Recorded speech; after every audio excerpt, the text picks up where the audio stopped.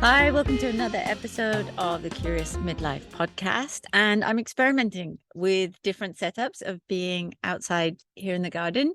And at different times of year and different days, I may be in different settings, but I want it to be adaptable because everything I do and I want to have in life where I want to be consistent, there needs to be a level of adaptability to it. Because whereas some people thrive on structure and routine, I don't. Even if I end up having my own structures and routines, it's not something that the idea of a structure or routine kind of puts me into a much more negative mindset. So just playing around with different things here, and I was just about to start, and then thinking like, oh, it sounds really good. And I tested it, and my headphones, and like, do I need to wear them or not? And then a car horn went off outside. So I was like, oh, this may or may not work well. We'll see. And that's all the laboratory of life of let's see what works, let's test it, and then adapt. So recently I've had to be quite adaptable with a lot of things in terms of most of the time I'm here in Southern California and it's summertime every day. There is absolutely nothing to complain about with this climate where I am. And at the same time, you can drive 2 hours north or inland and up to elevation, and then things are going to change. So I was recently working on a project and we went to Cincinnati, Ohio, and we knew it was going to be cold. So we took the weather, the clothing for the weather that we thought was appropriate. And then it was even colder. It was a kind of extreme emergency situation of weather, even for the locals there. So we were working in temperatures outside of, I think it was -8 Celsius, which I think is about 16 Fahrenheit, plus wind chill, which took it down another 5, 6, 7, 10 Celsius. It was freezing. And what I realized as well is that the mindset you have towards that set of circumstances is really going to carry you through or not.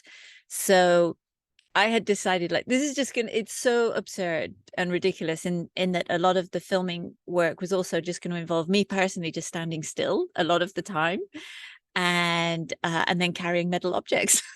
So two things you don't really want to do when you're in extreme cold. So I decided in my own head that this is going to be a comical situation, that this is just going to, there's a beautiful absurdity to like, what are the things that you would really not want to do today? Like, oh, okay, let's go do them and let's do them for several days. That'll be fun. So it was just really embracing that. And then, and it still, there were times when, even though you know something, the shock on your physicality. So we had cars running to keep batteries warm and ourselves to defrost a little bit. Although actually the more you defrosted, the harder it was to then adapt and go and change again. And even though you knew what you were heading in for, you would step outside and I would just go, fucking hell, like fucking hell, mate, fucking hell. And it was just there. It would just come up as this kind of comical register of like, oh yeah, I know. So we can moan, but we can also choose not to moan. And that has a really big impact on how we approach something. Maybe it sucks. Maybe it's amazing. And in the same way, people will be doing things that are really amazing and not acknowledge them in the moment, or they won't even really know. And we're grateful for, well, what did it feel like when you felt good? What did it feel like when you were happy? What are those things? And unless we can really go and identify those things, this self-knowledge that we want to be nurturing every day and having a daily practice of through life, that it becomes, such a kind of autopilot thing for us, that's not going to evolve. So the thing I wanted to mainly talk about today, even though I'm nearly 5 minutes in before I get around to it, is this idea of what it means to be 360 degrees strong. So it's something I share about, I make posts about on social media, I write about if you're subscribed to my emails. And it's this idea of just being well-rounded. Like once you kind of hear it, it's like, well, that's kind of obvious, isn't it? But the way most people train isn't. And this is because we like doing things that we're good at, but the growth happens outside of the comfort zone. And that's when we get to really explore our limits. But we also need to feel safe in the environment within which we want to have this exploration.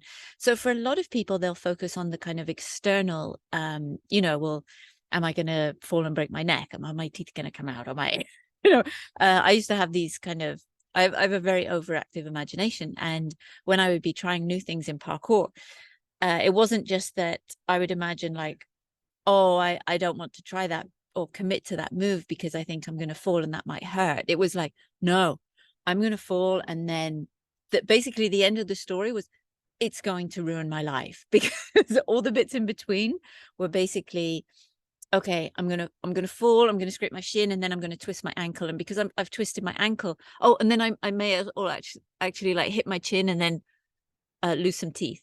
So at this point in my mind now, I have a few front teeth missing. I have blood down my leg, and I can't walk because I've twisted my ankle. And then because of those things, well, I can't go and do the work that I'm supposed to do tomorrow. So I'm going to lose money. And then also, now that I look like some toothless monster, I'm going to have a lot of social anxiety, and then I'm going to need more money because I'm going to need to go and have my teeth fixed because I'm a smiley person, and if you can't smile and open your mouth and talk, and I've had friends who've lost teeth, and our sense of being in the world when something happens to our face is really what, because also every time anyone reacts and responds to you, it's like, oh, and you can see they're going like, oh, and things happen. Even like, when we see toothless gummy kids, they're like, oh, they're cute, but it's like, look, you look better with teeth.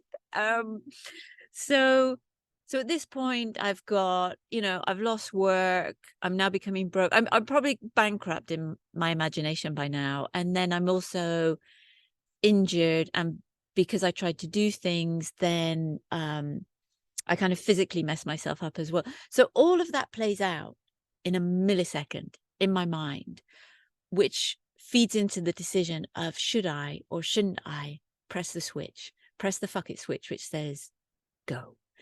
And but when we're 360 degrees strong, we have less of a story, because although there are moments when really it just comes down to, do you want to do it or not? Your risk reward benefit. Do you know whether you are physically competent to do it, but you're just mentally scared? I get that a lot. And there's other times when I'm just not physically ready to do the thing. And my fear is welcome then, because it shows me, it tells me that. But fear is your friend. So, but you have to make friends with it to know, is that something I should listen to? Is that the imagination story that's really just got carried away with itself? Or is it the like, no, you're not ready yet. Today is not the day, because not every day is the day.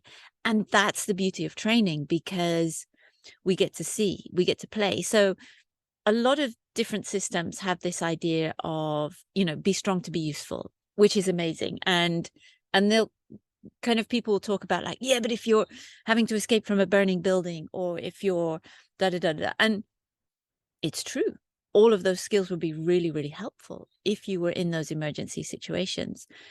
And the reality is that for most of us, just going through life, who aren't firefighters, who aren't emergency medics, who aren't working for rescue international organizations, and we're not having such misfortune to be in these emergencies on a pretty frequent basis, that we're not faced with that as our reason to train.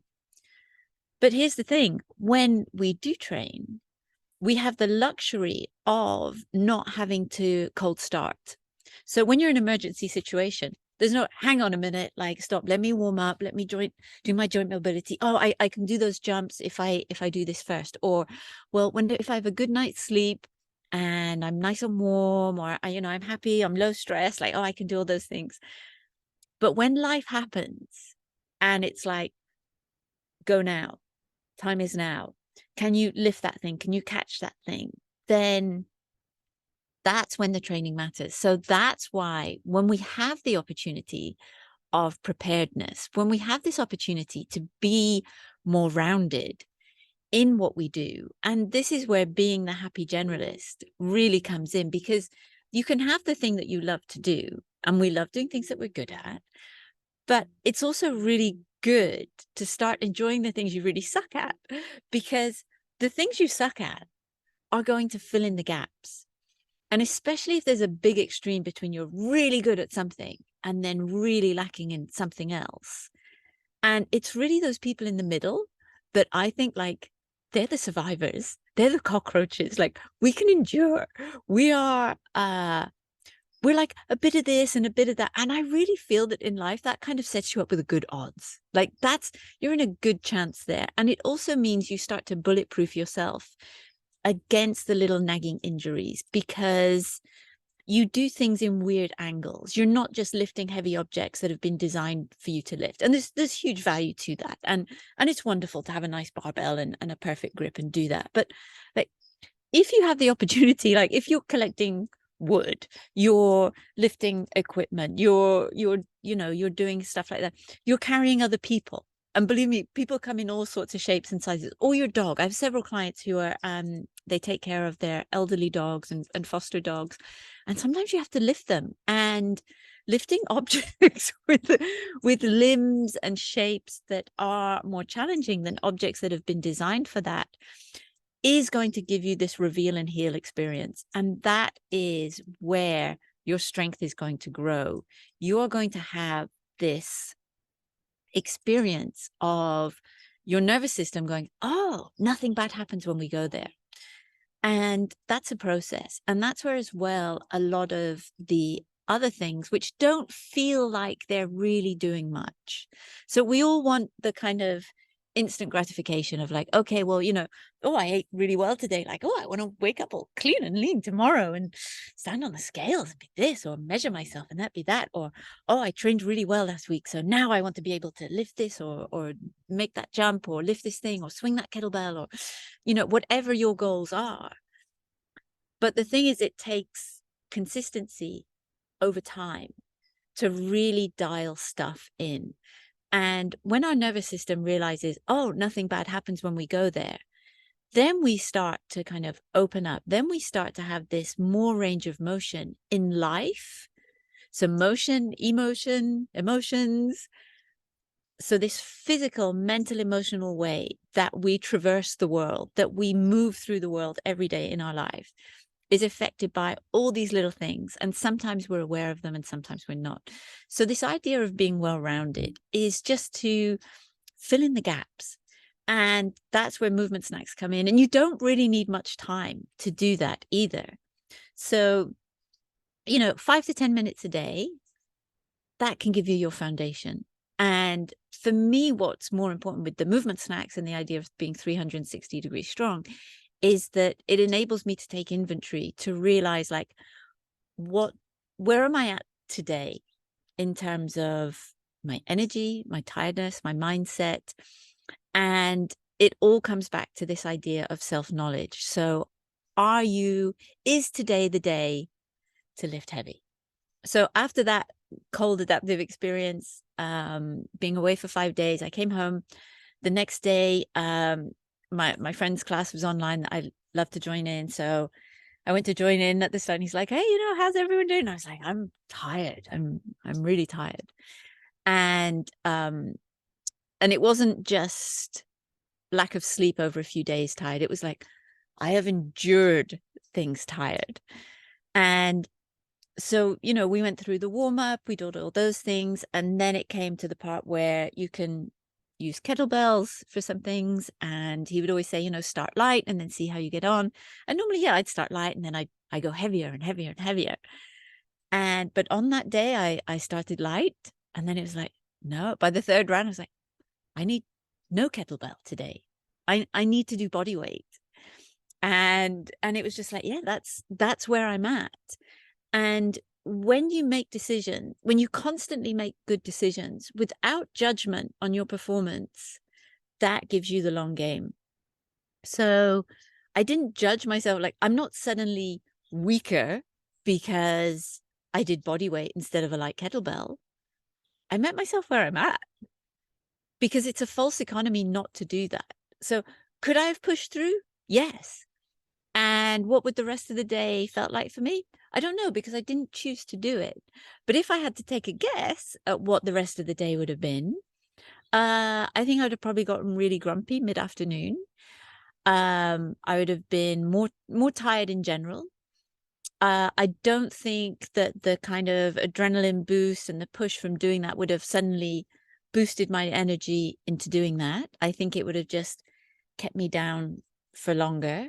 I had like 10 hours sleep the first night I came back, which showed me like, oh yeah, and like I woke up like, oh, I feel so good.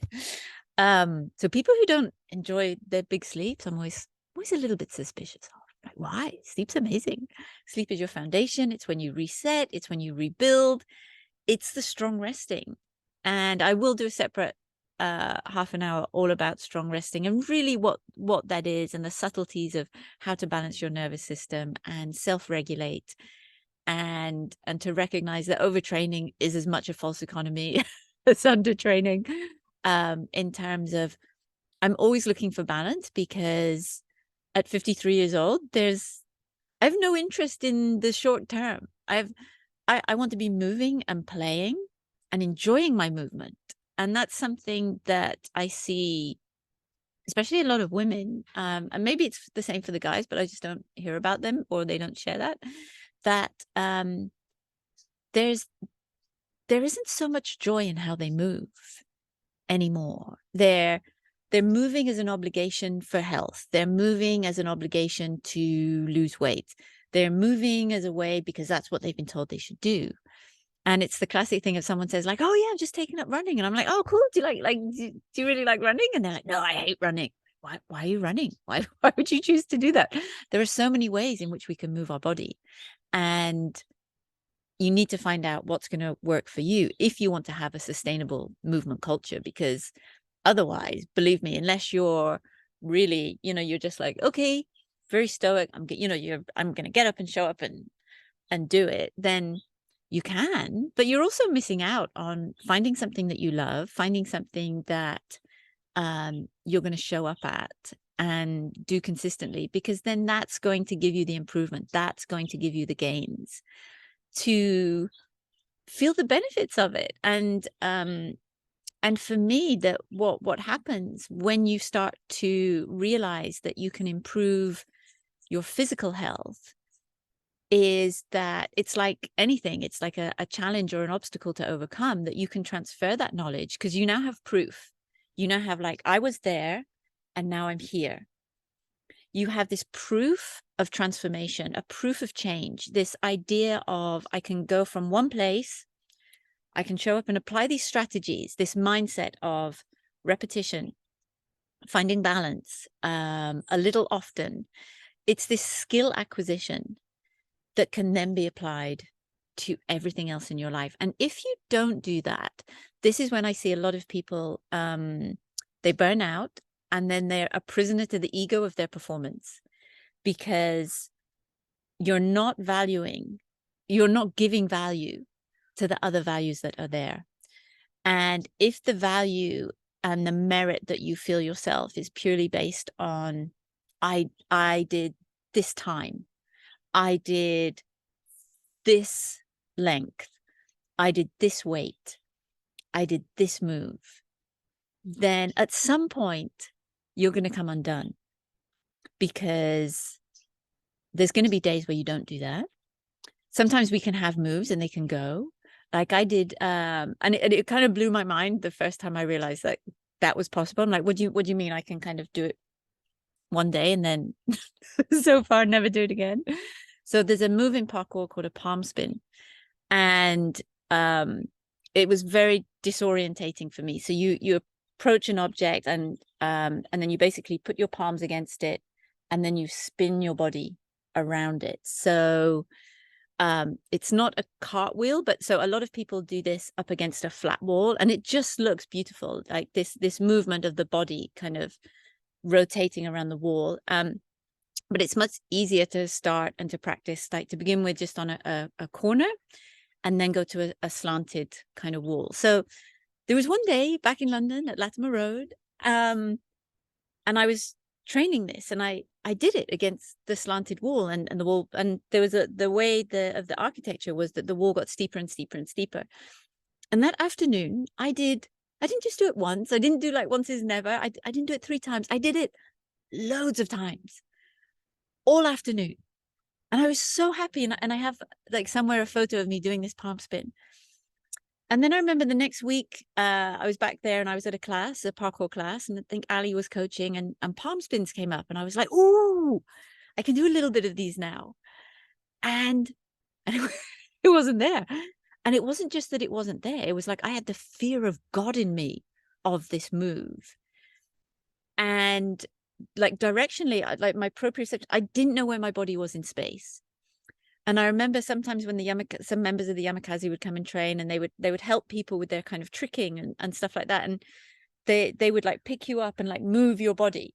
And I remember like Chow helping me one time and moving my body. But I did something in the middle of it, and he was like, Judy, what did you do? And I was like, I have no idea. I don't know what my body's doing when it's upside down and in those shapes. I don't know. There's, someone cut the telephone line, or that's been on mute for so long since childhood that I don't know where that is.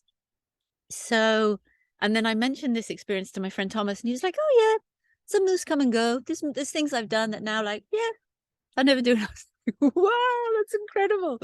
So I've completely lost my train of thought with that. But sometimes you have things, sometimes you don't.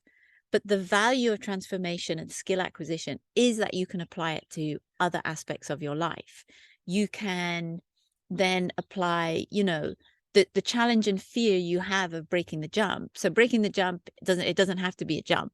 It's just a phrase that alludes to how you can overcome an obstacle mentally, physically, emotionally, maybe even imaginatively. If you can't even imagine yourself doing it, then it's a very hard journey. And some people have it, they can dial it in, and they're the trailblazers and the mavericks. And for the rest of us, it really helps to see it, to be it. It helps if we see someone similar to us do it first. And this is a physical empathy. And as someone who was very much in the minority in terms of age and biology and physical capabilities around the people I started parkour with, then it really made a huge difference when more women came into that landscape, because I started to see things that were possible, that were closer to me, even though some of those women were completely incredible. They were still closer than any guy. So there was a point where, like the strongest women who I was seeing were kind of like the same as just like a 12-year-old boy who didn't train or do anything. They would just rock up and do stuff. So if we can bridge that gap of physical empathy, then it requires less imagination on our own part to be able to then imagine the reality of us doing it, and to trust in the process of what it's going to take to do it. And that process generally takes time, and it means you need to show up. And showing up is the hardest part in all of it. So when you're showing up for yourself to be 360 degrees strong, this helps, because you are constantly visiting, you're saying hello to, you're checking in with your nervous system, which keeps you at safety. And when your nervous system is calm and you're operating at safety for the majority of the time, this then opens up your range of motion. This then allows you to access the fitness and the strength that you have.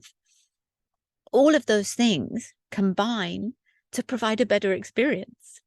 And the better the experience you have, the more chance you're going to turn up again. So this is where everything connects to everything, and why our training does not exist in a vacuum, and why, anyone who kind of discounts what's going on in someone else's life, like we always hear, just suck it up, no pain, no gain. Like, I know fitness coaches and movement coaches who've said, like, I just can't relate to someone who like doesn't have the motivation to go and work out. And it's like, wow, like, okay, you may not walk that path yourself, but can you not see what what how different other people's lives are? Can you not? It's like saying, the classical pianist is saying, like, I don't know why anyone would want to play the drums because I just can't, it's all about classical piano or orchestration or something like that. We all have our ways of moving. We all have a body. We all experience life in different ways. And that journey is unique. So, you do you, find your joy, make it sustainable. And the more you can explore ways that are going to keep you well-rounded will propel you. And they will also complement the skill acquisition for the things you love. So, having introduced movement snacks, which are very 360 degrees strong, to, for example, runners, like really, really good runners, to cyclists, really good, professional, like some very world-class cyclists. And then they start to realize, like, wow, this is really challenging because they're moving in certain movement patterns, certain lines, in repetition a lot. So they're not visiting these other patterns. Yet we don't go through life in straight lines. Life doesn't happen in a rectangular yoga mat. Even people who are, lifting heavy, have a strong musculature, they're doing BJJ or something like that. They're kind of rounded in lots of ways. When you slow things down, it's reveal and heal, because speed hides need as well. So, you can kind of flip through some movements and stuff like that, but sometimes just slow it down. It's generally harder. And if you can't do it competently slowly, you know, if you can't walk well, would you expect to be able to jog well? If you can't jog well, do you think you'll be a good sprinter? Yet we kind of like, oh, I don't want to do ABC. Let's go AJY and propel ourselves for things we're not really ready for, because no one celebrates this mid-ground. No one celebrates the miniature. No one celebrates. Well, I do. So I want you to as well. So I'm celebrating you if you're working on the little things. And those little things sometimes are the acts of micro bravery. They're the micro challenges that we bring in each time.